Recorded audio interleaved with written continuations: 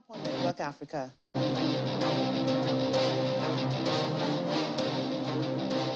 Tigray rebels urge for global push for a ceasefire in Ethiopia.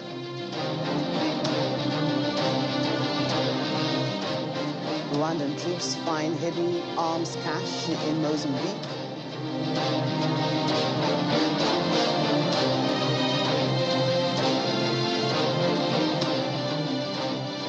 And the Food and Agriculture Organization warns that about 6.7 million Somalis expected to face high levels of acute food insecurity.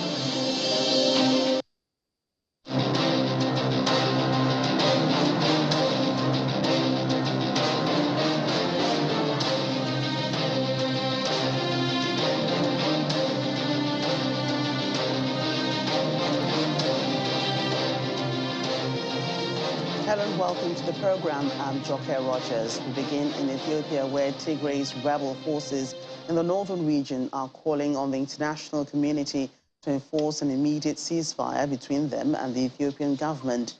In a statement, the group is calling on the international community to compel the Eritrean army to withdraw from Tigray and also press the Ethiopian government to come to the negotiating table. Eritrea, an ally of the Ethiopian government, has been aiding its neighbor in the fight against the rebel forces. The Tigray People's Liberation Front says it'll be forced to fight on if nothing is done, adding that it's ready to respect an immediate cessation of hostilities if the Ethiopian government is compelled to negotiate for peace.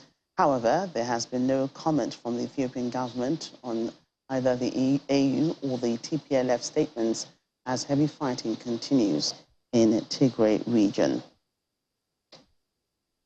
In the meantime, the Ethiopian government says it aims to take control of airports and other federal facilities in Tigray to, quote, to protect Ethiopia's sovereignty and territorial integrity.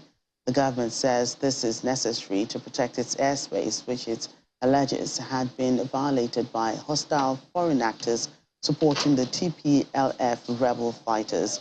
The government also adds that it will be able to expedite humanitarian aid to the people in the region affected by the ongoing war. The statement signals fighting could go on despite calls for de-escalation, even as it expressed commitment to resolve the crisis through an African Union-led process. They also called on the global community to compel the Eritrean army to withdraw from Tigray. Eritrea, an ally of the Ethiopian government, has been aiding its neighbors in the fight against the forces. Let's get more now. Security analyst now joins us from London via Zoom. You're welcome to Network Africa. Thank you for having me. So what's your assessment of the situation so far in Tigray? New reports suggest continued fighting, although we see the Tigray rebels calling for international intervention to push for a ceasefire. There's no doubt there is need for an international intervention at this point, with at least 24 aid workers being killed, a lot of people being displaced. You know, this fight has been going on since November 2020. It needs to stop. I know a lot of even leaders within the African Union has raised concerns about what is happening, and it seems to be no end to the conflict. Now, you know, Ethiopia's involvement, you know, in trying to at least help the Eritrea, trying to help the Ethiopian government, you know, in dealing or pushing back the rebels, you know, also has helped to escalate this issue. And it's the people that are suffering, the people of this particular region that are suffering. And there is need now to come to the table, just like, you know, the UK Minister for Africa, you know, even the American US aid has said, you know, there is need for people to come to the negotiating table to find a lasting solution to this crisis. In some sort of back and forth rhetoric between the Ethiopian government and the rebels, ultimately, peace is the major goal. We've seen regional players like the African Union mediate. Do you think the AU can deliver peace in this conflict? I think there is need for the AU to step up to the plate. I think post-pandemic, we have seen a lot of things that have been happening, even at the regional level, even though we're talking about Ethiopia and the conflict now. We're talking of what is happening even around Kenya and Congo, and we're seeing the East African region actually stepping up and saying, okay, yes, we need to get involved and stop this war. Nobody gains. It's people selling weapons that gain from war, and a lot of people have been raped, a lot of people have been killed unnecessarily as a result of this conflict. So I think African Union need to step up, and call, the Ethiopian, leader, to order, because at the end of the day, whichever way you look at it, I know he wants to crush this rebel, and that's the reason why he's talking about the fact that they're going to take the airport and things. There was a time, once upon a time, we say, during this conflict, when, the rebels were actually, getting grants, and, he had to say that he wants to equip even civilians to go out there and start fighting the rebels. But now he seems to be having a bit of an upper hand, because I don't see the reason why the rebel would be calling for a truce, if not because they feel they are in a vulnerable stage. But people that are in a vulnerable stage could do anything, to try and get them, get themselves into a good position. And because they are not under any obligation, they're not like a regular army or a government or a state, they can go ahead and commit a lot of atrocity.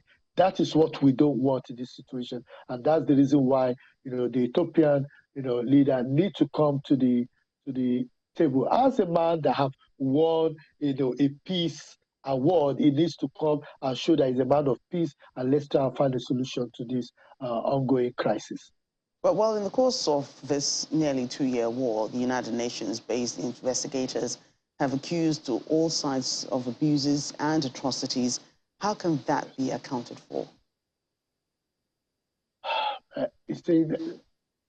We know what happened with the Bosnian War, and we saw that those people were able to take, at least there was some actions taken. I think there is high time that within Africa, that some leaders are made to pay for some of these wars, because if they are not held accountable, other leaders will think they will get away with it. And that's the reason why even in Sudan, they've been trying as much as possible to try and get the former leader, tried, because of some of the atrocity that happened in his regime. We know the same thing with Liberia, and there is need to start bringing leaders, to make leaders accountable. Because if the United Nations, some few months or years ago, has said that atrocity have been committed by both parties.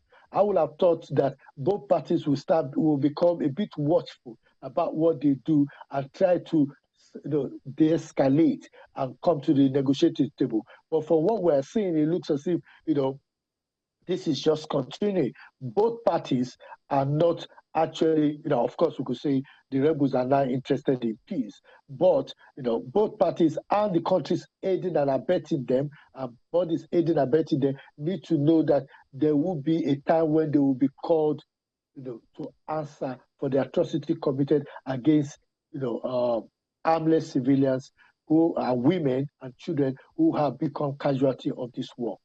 Right, indeed. Security analyst Temitope, thank you so much for speaking to us today on Network Africa. Thank you so much for having me. I really appreciate it. The Food and Agriculture Organization, the FAO, warns that about 6.7 million Somalis are expected to face high levels of acute food insecurity. Briefing journalists in New York, the FAO representative in Somalia, Etienne Peter Schmitz, said that this number includes over 300,000 people on the IPC 5 phase, the most severe stage of food insecurity, considered famine. According to the representative, just a few months ago, the same number was 130,000.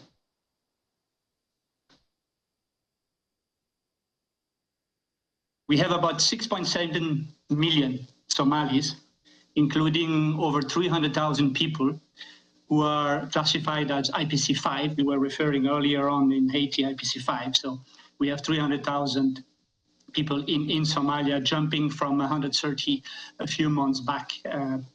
So these people are facing famine condition. Approximately half of those that are facing famine are actually in rural and hard-to-reach areas. We know that we have over 1 million people that have now been displaced, of which 80% of these displaced people are women and children. We know that famine is expected in 2 districts of Baidoa and Burakaba. This is in southwest state, further down in Somalia, the southern part of Somalia. Clearly, if assistance doesn't reach the most vulnerable in these areas immediately, we will be in a famine situation.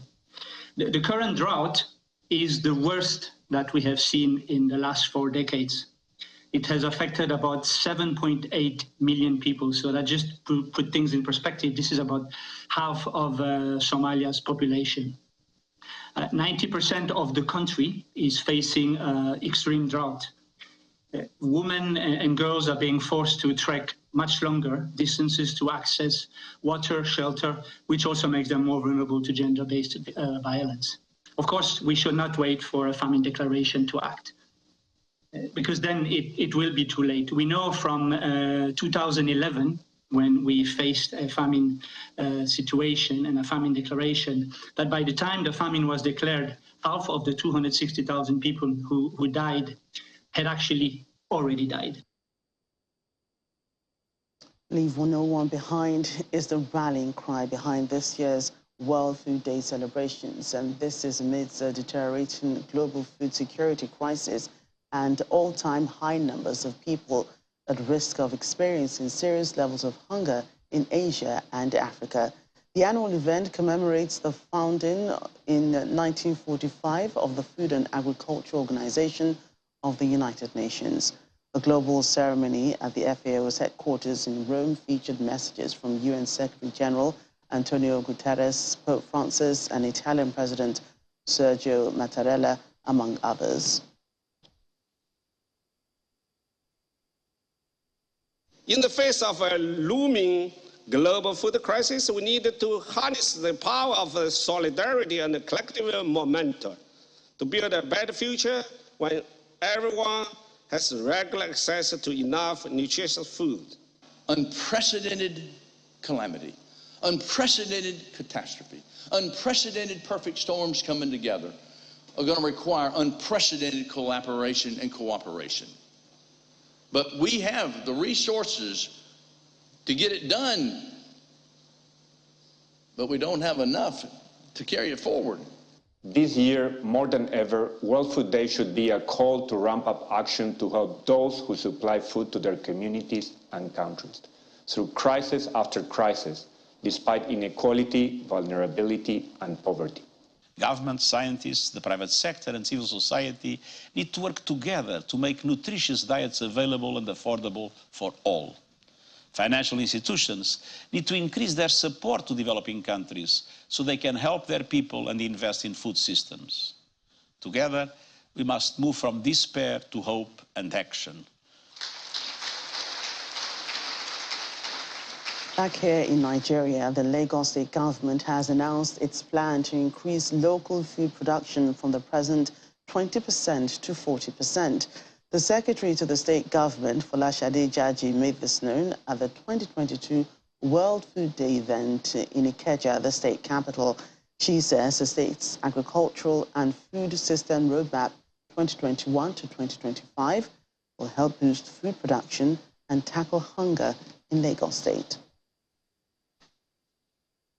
Flooding, currently ravaging many states across the country, is contributing to food shortages as farming communities are experiencing devastation in the northern and southern regions. The United Nations Food and Agriculture Organization estimates that over 19 million people are already facing food crisis and malnutrition. There are 19 million people food insecure across Nigeria. We are in particular worried about 14.7 million kids at risk of malnutrition. We're currently seeing the worst floods in 10 years in Nigeria. Some 500 people at minimum have lost their life, and as a result of the floods, and 1.4 million people are displaced. This year's World Food Day is coming at a time when many economies are grappling with serious food issues caused by climate change, loss of biodiversity, amongst others. Nevertheless, the Lagos state government in southwest Nigeria is working towards increasing local food production to 40%. The 2022 World Food Day campaign calls for global solidarity and action to restructure agri-food systems in order to create inclusive economic growth, alleviate inequities, boost resilience, and achieve sustainable development. This must be met for us to have a certain and healthy tomorrow. The major thrust of the agricultural and food system roadmap is to increase local food production from the present 20% demand to 40% through the implementation of various programs and initiatives. The event was also an opportunity to preach the adoption of healthier food choices and celebrate farmers for their important work. This special day was designated by the FAO to promote global awareness and action for those who suffer from hunger, as well as highlight the need to ensure healthy diets for all. Is also geared towards actualizing production and consumption of safe food, which have an immediate and long-term benefit for the planet, the people, and the economy. The farmers displayed their commodities and applaud the state government's initiatives in the agriculture sector. They also seek more assistance. We're able to get a solar system for vegetable farming, so I mean it's a very good platform. The ofada rice is good because no fertilizer. Government has to come and rescue farmers. It's not just to give them money, but provide necessary things like the equipment, like the storage facilities for the farmer. Members of the farming communities in Lagos State get an assurance from the state government that more interventions will be created that will boost food production in the light of the current situation where the floodwaters have continued to rise.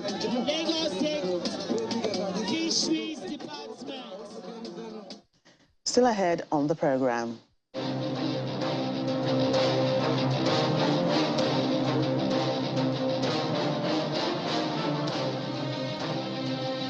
After years of prohibition, boxing gains popularity amongst women in Libya. That's in a moment.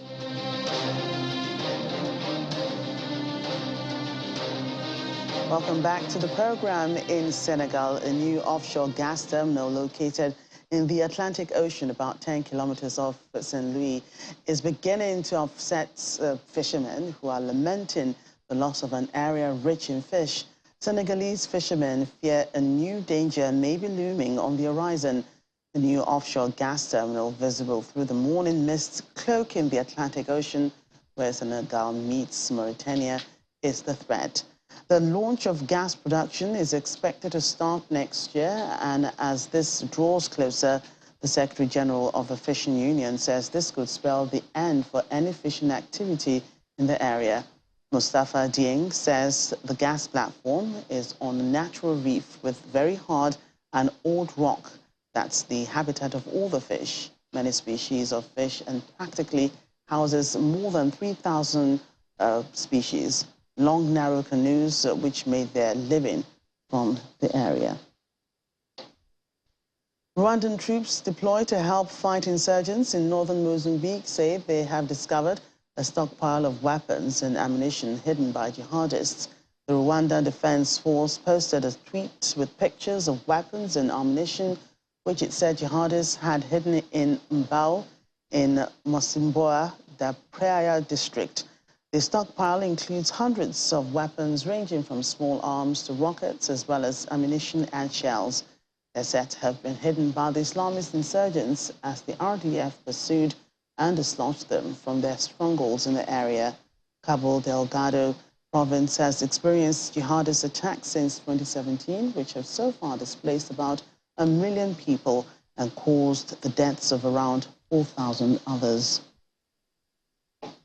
The acting head of the African Centers for Disease Control, CDC, Ahmed Ogwell, has returned to Kenya after allegedly being mistreated over the weekend by immigration officers at Frankfurt Airport in Germany.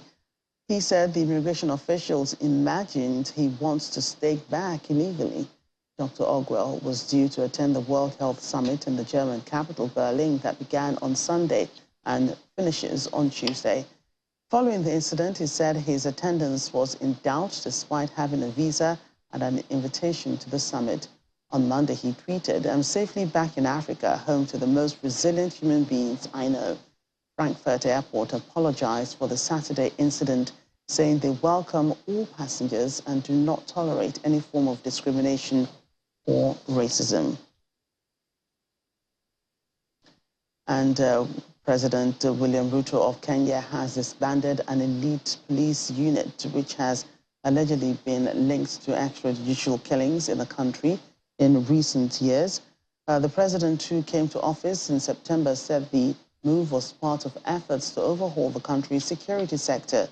According to Kenya's Daily Nation newspaper, an investigation on the disappearance of 2 Indian nationals and their local taxi driver precipitated the disbandment. Human rights organizations have also documented many cases of killings directly attributed to police officers. Well, authorities in Kenya are to exhume the body of a British tourist who died 2 years ago at the home of a controversial cult leader. Luftinisa Kwandiwala was buried in August 2020 at a cemetery in the coastal city of Mombasa after reportedly dying of natural causes. She arrived in Kenya as a tourist in August 2019, but her return to the UK was delayed due to lockdowns imposed in Kenya and Britain during the COVID-19 pandemic. Her family say that she then joined a controversial cult in Mombasa. The family alleges the 44-year-old was murdered and her body buried quickly to hide evidence. Last week, it obtained court orders for the exhumation to allow for a post-mortem examination to ascertain the cause of death. No one has been arrested in connection with the death, and police records show that there are currently no active investigations into the incident.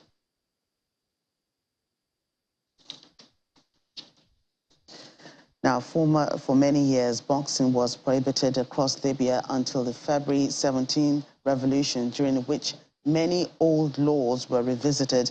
Now it has become an increasingly popular sport, especially among teens and women who set up their own clubs teaching boxing to female.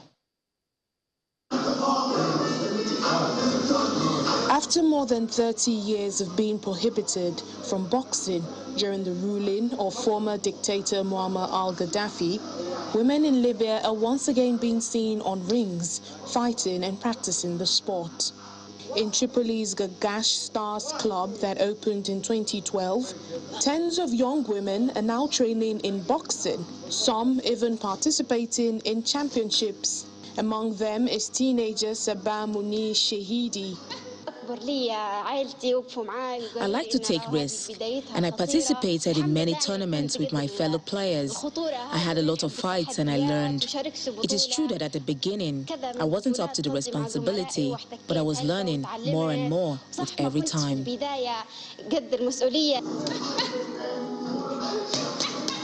She says her family supports her in practicing the sport, despite how society can annoy females like her for boxing.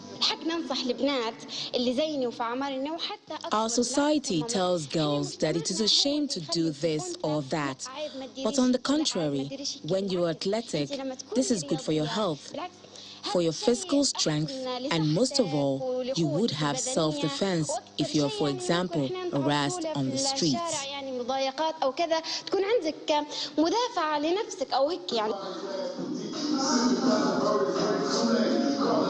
Another female boxer, Heba Salin, said she fought against what people say about girls practicing the sport.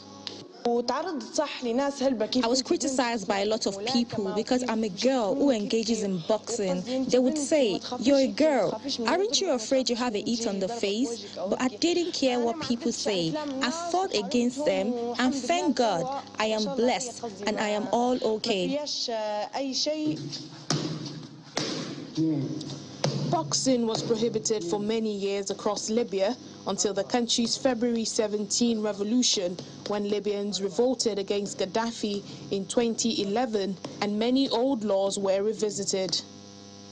The Libyan Boxing Federation was then established, attracting more women to the sport.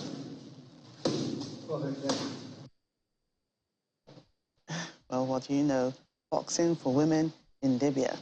Well, thank you so much for watching Network Africa. I'm Joke Rogers. Bye for now.